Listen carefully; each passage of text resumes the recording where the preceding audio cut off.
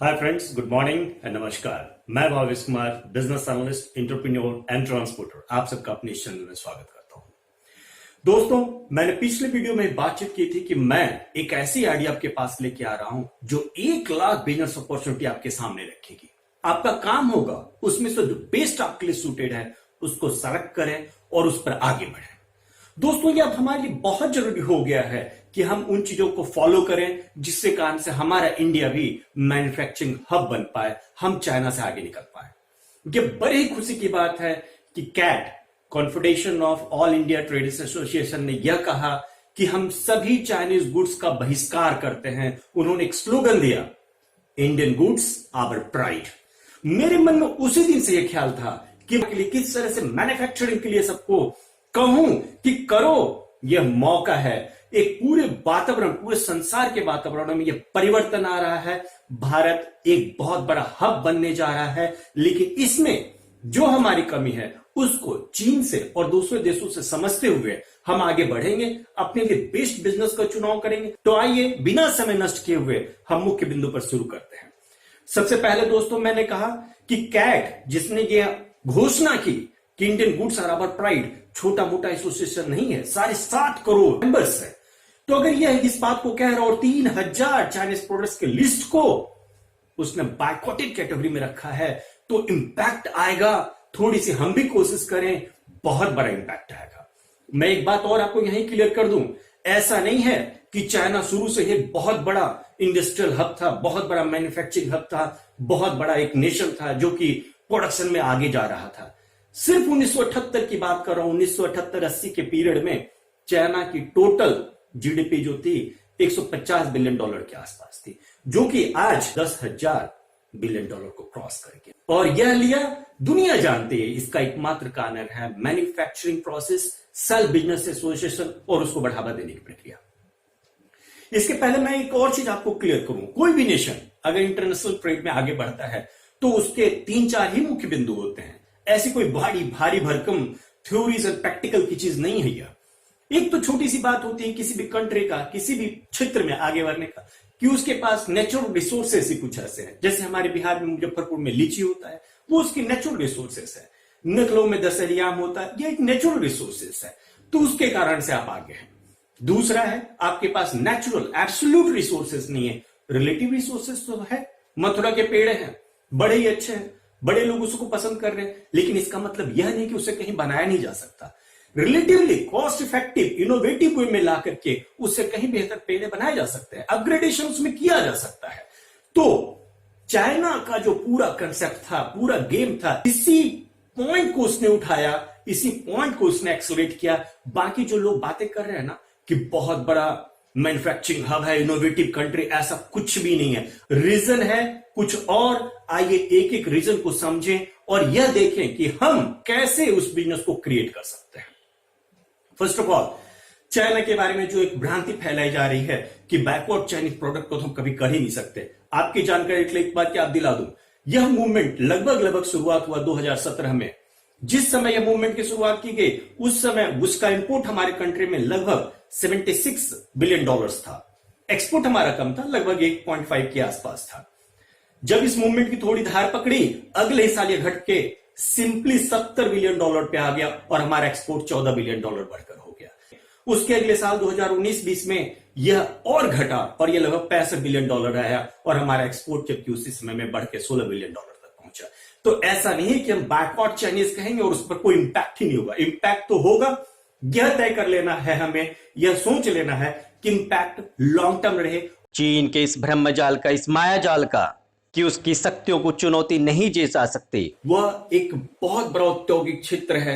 इस ब्रह्मजाल का रहना उन पार्टियों के लिए, उन राजनीतिक पार्टियों के लिए, उस विचारधारा के लिए जरूरी है जिन्हें आप साम्यवाद कहते हैं, कम्युनिस्ट कहते हैं, मार्क्सवादी कहते हैं, क्योंकि वो इसी की बदौलत तो साबित कर सकते हैं कि हमारी विचारधारा से भी एक विश्व की बहुत बड़ी शक्ति का निर्माण हो सकता है। इस मायाजाल का उन शक्तिशाली व्यक्तियों के लिए भी रहना जरूरी है जिन्होंने भारतीय बाजार को चीनी माल से पाट दिया, जिन्होंने यहाँ के उद्योग धंधे को समाप्त करने में कोई कसर नहीं छोड़ी, अपने हर तरह की शक्ति का प्रयोग सिर्फ इस काम को करने में लगा दिया कि कैसे वह चीन की राज सत्ता को कायम रखें और अपने प्रभुत्व को बढ़ाते रहे। Internal ecosystem, with in the country ecosystem की बात करें तो 4 पार्ट है।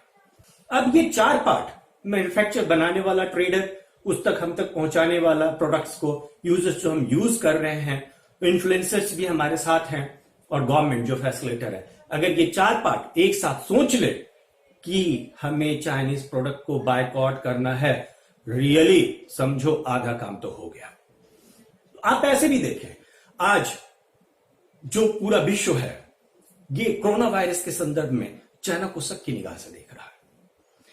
पूरे विश्व के हर कंट्री में चाइना ने डंपिंग कर, पैटेंट रूल्स को अवॉइड करते हुए, मैन्युफैक्चरिंग प्रोसेस को, क्वालिटी को मेंटेन करने का बहाना करते हुए सारे विश्व के बाजार को ध्वस्त करने का कोशिश किया है। अब चाहे इटली हो या ऑस्ट्रेलिया, जर्मन हो या जापान, सभी को इससे तंग है। यूएसए ही वो कंट्री था जो 2001 में चाइना को WTO में लेकर के आया। तो जब से ये ट्रेड वॉर दोनों के बीच में शुरू हुआ, आपकी जानकारी के लिए 30 साल में 2019 पिछले साल सबसे ज्यादा उसके ट्रेड में डाउनफॉल देखने को मिलनी। दूसरे संदर्भ में भी देखने की कोशिश करें तो अनडाउटली सबसे बड़ा मार्केट वर्ल्ड का चाइना है, बट वो एक रिस्ट्रिक्टेड मार्केट है।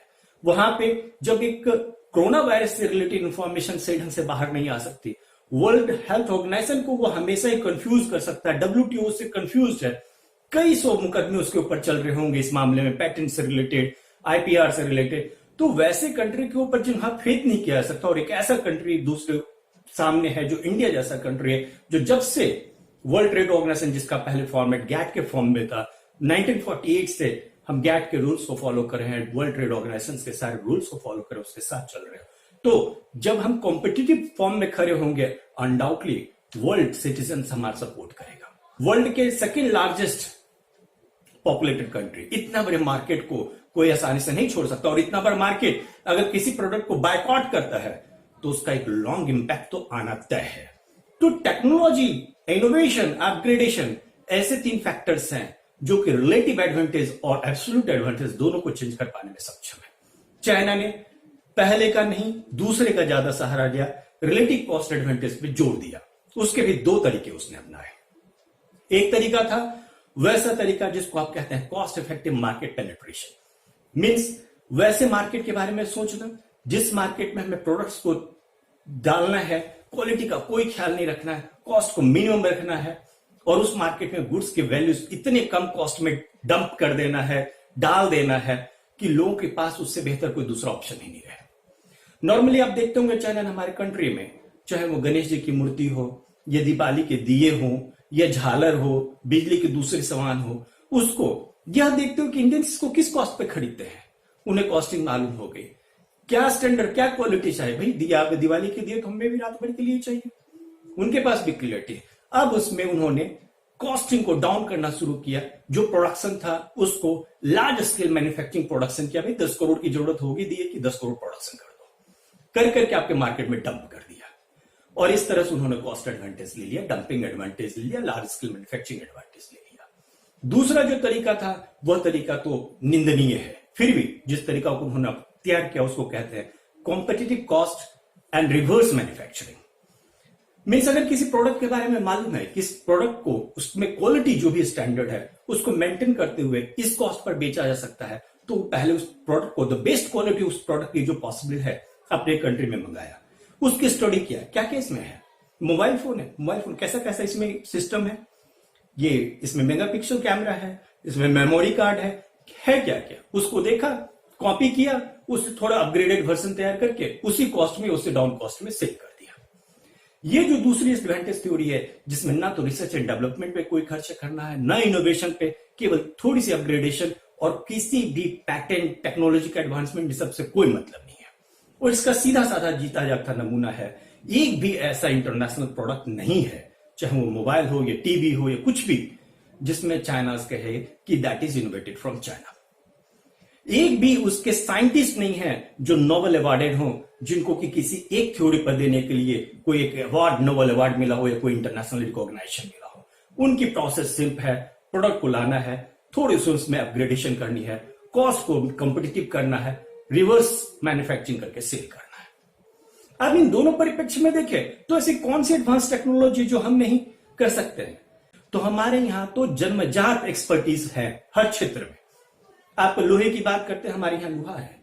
आप गोल्ड की मैन्युफैक्चरिंग की बात करते हैं, उससे सामान बनाने की बात करते हैं, सोने के सामान बनाने की बात करते हैं, चांदी के सामान बनाने की बात करते हैं, हमारे पास एक पर्टिकुलर जाति है उसके लिए, सुनार है। हमारे यहाँ अगर बात करते हैं दिए बनाने के लिए, तो हमारे यहाँ कुम्हार है। वो उसके ब्लड में है उस चीज को पैदा कर लेना। कमी केवल एक चीज की है, एक्सपर्टीज है, एडवांस एक्सपर्टीज है उनके पास में। वो कैसे भी करके गुड्स को पैदा कर सकते हैं, बेहतरीन से बेहतरीन बना सकते हैं। एकमात्र चीज की कमी है, वो है स्केलेबिलिटी ऑफ द मार्केट।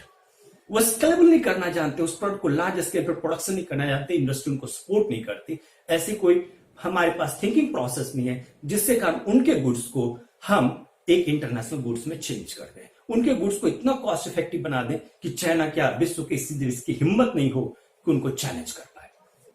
उसी तरह से अगर जो हमने दूसरी प्रोसेस की बात की कि जो सिस्टम है उसी को देख करके न्यू सिस्टम को, अपग्रेडेड सिस्टम को तैयार करना, उसकी भी हमारे यहाँ कमी नहीं है। आप कई सालों से सुन रहे होंगे, दिल्ली के मार्केट में जाइए, कोलकाता के मार्केट में जाइए, कोई भी टीवी आपको चाहिए तुरंत बना के दे देते हैं। मीन्स एक्सपर्टीज है उनके पास। लेकिन कमी जो है स्केलेबिलिटी की कमी है, कमी जो है क्वालिटी मेंटेनेंस की कमी है, कमी है इंटरनेशनल मार्केट को कैच करने की।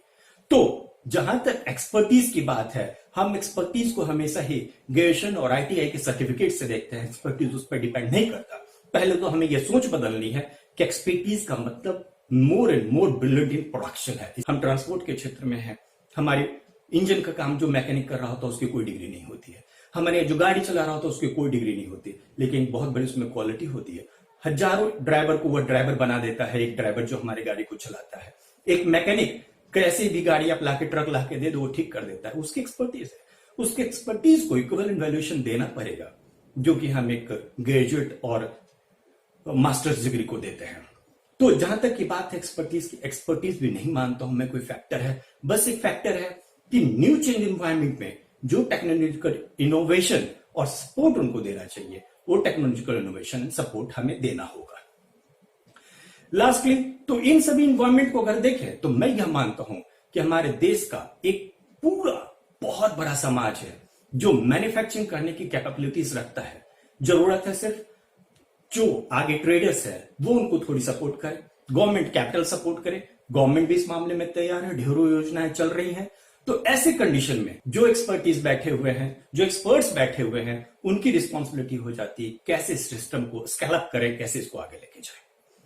तो देखिए, आज की तारीख में अगर किसी भी प्रोडक्ट में, किसी भी सेगमेंट में कोई भी आपकी एक्सपर्टीज है, तो आपके पास ढेरों प्रोडक्ट के डिस्क्रिप्शन है, कहीं जाने की कोई जरूरत नहीं है। आज की तारीख में फ्लिपकार्ट, अमेजोन, मिंत्रा, ऐसे कई वेबसाइट्स हैं जिसमें आप जिस तरह के प्रोडक्ट को चाहेंगे उस तरह के प्रोजेक्ट को अपने इंटरेस्ट के हिसाब से खोज सकते हैं। लाखों प्रोडक्ट्स लिस्टेड है, लाखों कैटेगरी लिस्टेड है। आपको उसमें से एक प्रोडक्ट को चुन लेना है जो आपके एक्सपर्टीज पे, जो आपके स्टडी पे, जो आपके मन को भाता है। प्रोडक्ट का कंप्लीट डिस्क्रिप्शन है वहां, रॉ मटेरियल क्या है आपको तुरंत समझ में आएगा। थोड़ी सी स्टडी करने की जरूरत पड़ी आप कर सकते हैं, कोई बहुत बड़ी रॉकेट साइंस की टेक्नोलॉजी आपको इस्तेमाल नहीं करना है। और वैसे भी आप याद रखिए, इलॉन मस्क जैसा पर्सन जो स्पेसएक्स इंडस्ट्री को स्टैब्लिश कर रहा है, जो कि रॉकेट और स्पेसक्राफ्ट भेज रहा है स्पेस में, उसकी कोई बैकग्राउंड नहीं है स्पेस साइंस से रिलेटेड। जिस चीज को हम सबसे बड़ी साइंस मानते हैं, रॉकेट साइंस कहते हैं। तो हम अगर किसी चीज को जिसमें हमारा इंटरेस्ट अगर करना चाहेंगे, हार्डली महीने 2 महीने में उसकी मैन्युफैक्चरिंग को स्टार्ट कर सकते हैं। तो है, पहली जरूरत है आप अपनी एक्सपर्टीज को जानिए, समझिए कि आप किस क्षेत्र में क्या करना चाहते हैं।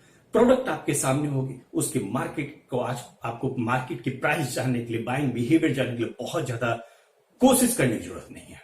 आप साइट्स पे जाएं, रॉ मटेरियल्स आपको खुद ही समझ में आ जाएगा, इसमें ये रॉ मटेरियल्स का यूज है। फॉर एग्जाम्पल, अगर मैं ट्रेलर हूं तो मुझे मालूम है कि कौन से ड्रेसेस किसको पसंद आ रहे हैं। मैं वहां जो यूजर्स रैंकिंग है उसको देख के समझ में आएगी, उसमें क्या मटेरियल यूज हो रहा है मुझे समझ में आएगा कि ये मटेरियल उसमें यूज हो रहा है। नाउ हमारे पास warehousing, stocking, back end support, इन सब की जरूरत नहीं, क्योंकि लोकल मार्केट ही मेरा अपना मार्केट है। लोकल इज वोकल, ये कंसेप्ट है सबके पास में। तो लोकल मार्केट को कैच करना है, बेस्ट मटेरियल सप्लाई देना है, प्रोडक्ट तो आपको बिकेगी बिकेगी। और वैसे प्रोडक्ट्स पे ज्यादा ध्यान देना है जहां हम बैक इंटीग्रेशन करके तुरंत पहुंच सकते हैं। वैसे प्रोडक्ट को हमें सेलेक्ट करने की कोशिश बाद में करनी है जिसमें बैक इंटीग्रेशन करने में पॉसिबिलिटी बहुत दूर तक नजर आए। जैसे कि मैं अगर अपने इंजन में बात करता हूं, अपने ट्रांसपोर्ट डिवीजन में बात करता हूं, तो मैं अगर ये चाहता हूं कि पेट्रोल भी मैं अपना डालूं, उसके भी मैन्युफैक्चरिंग करूं, तो वो एक लार्ज मैन्युफैक्चरिंग प्रोसेस है, उसमें काफी बैक जाना पड़ेगा, उसमें सिस्टम लॉन्ग सिस्टम है। लेकिन अगर मैं चाहूं सीट का कवर बनाऊं तो ये तो बड़ी मुश्किल कहानी नहीं है। तो सेगमेंट का वैसा चुनाव करना है जिसमें बैक इंटीग्रेशन जी से वे में कर सकते हैं। And most of the manufacturing segment में ये चीज इजिली पॉसिबल है, चाहे वो फैब्रिक हो, कॉटन हो, फेस डिजाइन मटेरियल हो, घर का कोई भी सामान हो, किसी भी मटेरियल का बैक इंटीग्रेशन इजिली पॉसिबल है। तो ऐसी चीजों पे ध्यान दें जिसका इजिली आप मैन्युफैक्चरिंग प्रोसेस तक पहुंच सकते हैं। सेलेक्ट करना है, देन पहली स्टेप लेनी है उसकी ट्रेडिंग करने की, कि हमें ये देखना है ट्रेड करके कि मार्केट में इसकी क्या फिजिबिलिटी है। वह तब पॉसिबल हो पाएगा जब हमारे पास ढेरों प्रोडक्ट के कॉम्बिनेशन होंगे और हमारे उस फैक्टर में रिस्क भी बहुत कम होंगे। एक बार हमने ट्रेडिंग करके बाकी छोटी मोटी गलतियों को सीख लिया तो हमें बैक इंटीग्रेशन पे ध्यान देना है, जाके हम प्रोडक्ट को सेल्फ मैन्युफैक्चर कर पाए। यह आइडिया कमाल का आइडिया है, इसे आप करके देखें, इसमें कूदें और क्या रिजल्ट्स होते हैं हमें भी बताइए। किस किस प्रोडक्ट में आप कैसे कैसे सक्सेसफुल हुए, हम सभी लोगों को बताएंगे। जहां भी किसी भी सेमिनार में जाएंगे, किसी भी जगह जाएंगे, हम वहां जरूर इस बात की चर्चा करेंगे। और लास्ट एंड इंपॉर्टेंट थिंग है, गवर्नमेंट का रोल तो है ही है। गवर्नमेंट के रोल के बिना इंटरनेशनल मार्केट को कंट्रोल करना पॉसिबल नहीं है। तो आप देखेंगे चाइना ने भी क्या दूसरे कंट्री के प्रोडक्ट्स को बैन नहीं किए? क्या उसने गूगल को बैन करके अपने यहां यूसी ब्राउजर को प्रमोट नहीं किया? क्या उसने अलीबाबा को प्रमोट नहीं किया और वहीं पे अमेजन को बैन किया?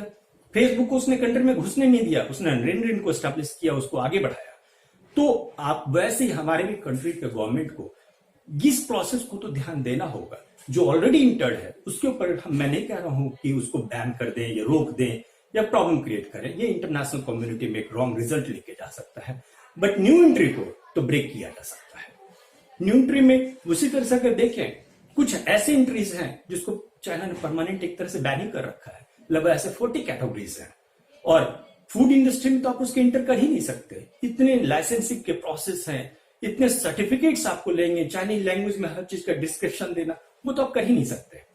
तो वो इंडस्ट्री, फूड इंडस्ट्री तो कंप्लीटली आपके लिए बैन है। उसके अलावा 40 ऐसे कैटेगरीज हैं जिस पर किसी न किसी प्रोसेस से बैन किया हुआ है, जैसे कार मार्केट है, वॉच है, एसेसरीज है, ऐसे ढेरों है। तो हमें भी उस प्रोसेस पे ध्यान देना है। ट्रेडर्स एसोसिएशन ऑलरेडी उसके ऊपर स्टेप ले लिया है, उन्होंने एक लिस्ट जारी कर दिया है। गवर्नमेंट को भी बड़ी सावधानी से देखते हुए जिसको बैन किया जा सकता है बैन करें, और हम मैन्युफैक्चरर्स जो हैं आगे आकर के प्रोडक्ट को मैन्युफैक्चरिंग करें। गवर्नमेंट की कहानी, ये लोगों की कहानी केवल बैनिंग करने से या स्टॉप करने से खत्म नहीं होती। एक और चीज क्रिएट हमें करना पड़ेगा जो बड़ा इंपॉर्टेंट है, वो है infrastructure. Infrastructure is always important. इसके बिना बिजनेस एक लॉन्ग टाइम तक स्केल अप नहीं हो सकता। बैन करना है, अपने को प्रमोट करना है, साथ साथ में ऐसे इन्वायरमेंट क्रिएट करने हैं कि हम एक लार्ज स्केल अप मार्केट बन पाए। अब देखिए, जहां तक इंफ्रास्ट्रक्चर की बात है, मेनली इसको दो पार्ट्स में मैं रखने की कोशिश करूंगा। एक तो infrastructure related to road, rail, ports, airports etcetera, another infrastructure related to powers and another types of support. तो अनडाउटली गवर्नमेंट सारे सेक्टर्स में काम कर रही है, मैं कहीं पर भी गवर्नमेंट को ब्लेम नहीं कर रहा हूं। बट मेनली जो पावर की जो हमारे पास सबसे ज्यादा प्रॉब्लम आ रही है, सबसे ज्यादा जो समस्या आ रही है, उस सेक्टर पे ध्यान देना। चाइना के पास भी समस्या थी, वहां की सरकार ने सोलर एनर्जी पर 3 साल तक लगातार इतना इन्वेस्टमेंट किया कि सोलर एनर्जी उसके अल्टरनेटिव एनर्जी सोर्स के रूप में उभर गई, और आज चाइना एनर्जी सेक्टर में नो पावर कट लीडर बना हुआ है। जो भी कंट्री रिपब्लिकन कंट्री है, जहां जनतंत्र है, वहां एक समस्या है, सरकार बदलती रहती है, सरकार का माइंडसेट छोटे पीरियड के लिए रहता है। लेकिन इस माइंडसेट को हमें इस तरह से लाना है कि छोटे पीरियड में पर्टिकुलर सरकार का रहे, लेकिन अंतिम उसका मुद्दा विकास का ही मुद्दा रहे। छोटे पीरियड्स में भले ही कुछ छोटे मोटे बातों को ध्यान दे, पिछली सरकार के द्वारा किए गए बेहतर को और बेहतर करने की कोशिश करे। Means stability one of the most important factor, जो गवर्नमेंट की तरफ से ये बात और पीपुल की तरफ से ये बात उठ के जानी चाहिए। होपफुली मैंने अपनी बात को रखने की पूरी कोशिश की। आप अपने भी जो फीडबैक जरूर दीजिए, और जैसे ही किसी एक सेक्टर पे आप स्टैंडर्डाइज हो जाते हैं, एक सेक्टर पे आप खड़े उतरते हैं, अगले सेक्टर को देखिए कि अगले मैं और इस प्रोडक्ट को कैसे बेहतर और बना सकता हूं, नए दुकान को मैं कैसे खोल सकता हूं, नया मार्केट को मैं कैसे कैप्चर कर सकता हूं। इन सारे के बारे में मैंने काफी अच्छे से 5 स्किल्स को बताया है कि आप स्केलेबिलिटी अपने बिजनेस में कैसे ला सकते हैं, सस्टेनेबिलिटी कैसे ला सकते हैं, क्या प्रोसीजर होंगे, बस उसे फॉलो कीजिए और देखिए चेंजेस कैसे नहीं आएंगे? चेंजेस तो आने ही आने हैं। कोई भी चेंज तभी आता है जब हम उसके लिए प्रयास करने के लिए उद्धत हो जाते हैं। तो आइए इस प्रयास करने के लिए उद्धत करते हैं। लाखों के बिजनेस आपके सामने है, लाखों बिजनेस आपके सामने है, लाखों मार्केट आपके सामने है। डिसाइड कीजिए। मैं अपने सेगमेंट का जो भी है बेस्ट बिजनेस आइडियाज आपके सामने लाकर देता रहूंगा। तब तक के लिए इतना ही। आगे भी मैं बात करूंगा कैसे बिहार जैसे स्टेट में क्या ऐसा किया जा सकता है मेरी समझ से, जो कि उसमें एक बहुत बड़ा चेंजेस ला सकता है। क्या बिहार सिर्फ यही कहने के लिए रह जाएगा कि हमारे पास ये समस्या है? क्या यूपी और उड़ीसा भी इसी समस्याओं में गुलझ जाएगा? क्या आगे जाने की कुछ कोशिश नहीं की जाएगी? करेंगे कोशिश, हम सब मिलजुल कर करेंगे और काफी बेहतर करेंगे। और याद रखिए, हम गणपति कॉर्पोरेशन ट्रांसपोर्ट सेगमेंट में बड़े ही अच्छे काम कर रहे, पूरी टीम मेहनत कर रही है और काफी अच्छा हम ऑटो इंडस्ट्री को, नॉर्मल ट्रांसपोर्ट इंडस्ट्री को, कंटेनर इंडस्ट्री को काफी अच्छे सर्विसेज दे रहे हैं। आप सबको भी अगर हमारी किसी भी सेवा की जरूरत हो तो हमें जरूर याद कीजिए। हमारे वीडियो को लाइक एंड सब्सक्राइब करना हरगिज मत भूलिएगा, क्योंकि हम मिलजुल करके ही किसी चीज को बदलेंगे। बहुत बहुत धन्यवाद। Thank you so much. Thank you.